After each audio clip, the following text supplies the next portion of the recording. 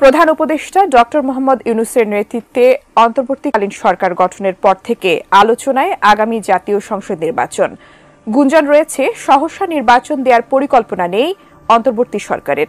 খবর রটে সমন্বয়কদের নিয়ে নিজেও নির্বাচনে অংশ নেবেন ডক্টর ইউনূস।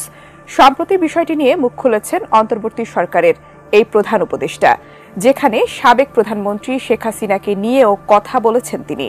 আরও জানাচ্ছেন সহকর্মী শাহাদাত রিফাত।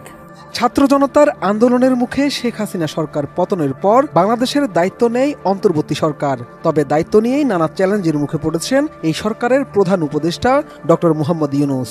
প্রশ্ন উঠে আদৌ কি তিনি নির্বাচন দিয়ে ক্ষমতা হস্তান্তর করবেন, নাকি লম্বা সময় ধরে অন্তর্বর্তী সরকারের দায়িত্ব পালন করবেন? সম্প্রতি বিষয়টি নিয়ে আন্তর্জাতিক গণমাধ্যমের সাথে খোলামেলা কথা বলেছেন ডক্টর ইউনূস, যেখানে আগামী জাতীয় সংসদ নির্বাচনে নিজের অংশগ্রহণ করা সহ উঠে এসেছে সাবেক প্রধানমন্ত্রী শেখ হাসিনাকে দেশে ফিরিয়ে আনার প্রসঙ্গটিও। মূলত জাতিসংঘ সাধারণ পরিষদের অধিবেশনে অংশ নিতে বর্তমানে যুক্তরাষ্ট্রে অবস্থান করছেন ডক্টর ইউনূস। অধিবেশনের ফাঁকে মার্কিন সংবাদ মাধ্যম নিউ ইয়র্ক টাইমস আয়োজিত ক্লাইমেট ফরওয়ার্ড নামের একটি অনুষ্ঠানে যোগ দেন তিনি। সেখানেই ডক্টর ইউনূস এসব বিষয়ে কথা বলেন। বাংলাদেশের আগামী জাতীয় সংসদ নির্বাচনে অংশগ্রহণের পরিকল্পনা আছে কিনা এমন প্রশ্নের জবাবে অন্তর্বর্তীকালীন সরকারের প্রধান উপদেষ্টা ডক্টর মোহাম্মদ ইউনূস বলেন, নির্বাচনে প্রতিদ্বন্দ্বিতা করার কোনো পরিকল্পনা নেই তার। Is there any chance that you would run for office? Do I look like someone who will run?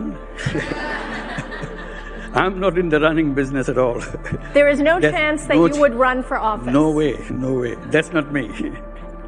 ওই অনুষ্ঠানে বাংলাদেশের সাবেক প্রধানমন্ত্রী শেখ হাসিনাকে দেশে ফেরানোর প্রসঙ্গে করা এক প্রশ্নের জবাবে ডক্টর ইউনূস বলেন, কেন হবে না? অপরাধ করে থাকলে শেখ হাসিনাকে ফিরিয়ে এনে বিচারের মুখোমুখি করা উচিত। If she has committed crime, she should be expedited and brought to justice. You are just pleading the justice. She should be facing the justice too. নির্বাচন প্রসঙ্গে ডক্টর ইউনূস বলেন, বাংলাদেশে কবে নির্বাচন হবে এর কোনো সময়সীমা তার কাছে নেই। যে কয়েকটি কমিশন গঠন করা হয়েছে তারা সামনের মাসগুলোতে সংস্কার সুপারিশ দেবে বলে আশা করছেন তিনি। তারপর নির্বাচনের জন্য একটি তারিখ নির্ধারণ করা হবে। We right now has 6 commissions engaged to reform the election commission, reform the justice system, reform police system, and so on and so forth. So there are 6 commissions now working. They are asked to submit their report in 3 months, what needs to be done. নির্বাচন আয়োজনের পরিকল্পনা কি, এই ব্যাপারে প্রশ্ন করা হলে প্রধান উপদেষ্টা বলেন, সাবেক সরকার দেশের বিচার বিভাগ, পুলিশ, নির্বাচন কমিশন সহ সব ব্যবস্থা নষ্ট করে দিয়ে গেছে। এসব ব্যবস্থাকে পুনরুজ্জীবিত করার লক্ষ্যে 6টি কমিশন গঠন করা হয়েছে। তাদের 3 মাসের মধ্যে প্রতিবেদন দিতে বলা হয়েছে। And then report comes out. Then the question of negotiation and discussions so that we come to a consensus so that we can hold an election. That's it. Doctor Yunus আরও বলেন, কমিশনগুলোর প্রতিবেদন জমা দেওয়ার পর তাদের পরামর্শ নিয়ে রাজনৈতিক দলগুলোর সঙ্গে আলোচনা করা হবে। এরপর সবাই যখন একটি ঐক্যমতে পৌঁছাবে তখনই নির্বাচন আয়োজন করা হবে, আর এই কাজটি দ্রুত সময়ের মধ্যেই করা হবে। ক্ষমতাচ্যুত দল আওয়ামী লীগের নেতাকর্মীদের উপর নির্যাতন চালানোর যে দাবি করা হচ্ছে তা সঠিক নয় বলে জানিয়েছেন প্রধান উপদেষ্টা।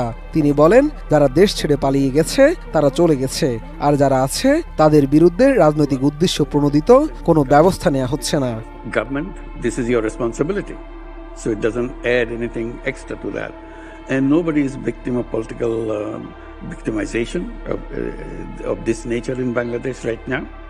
They are those who are guilty left the country. So the people who are there still, nobody is saying you belong to this old party, so you should be punished. Nobody is saying that.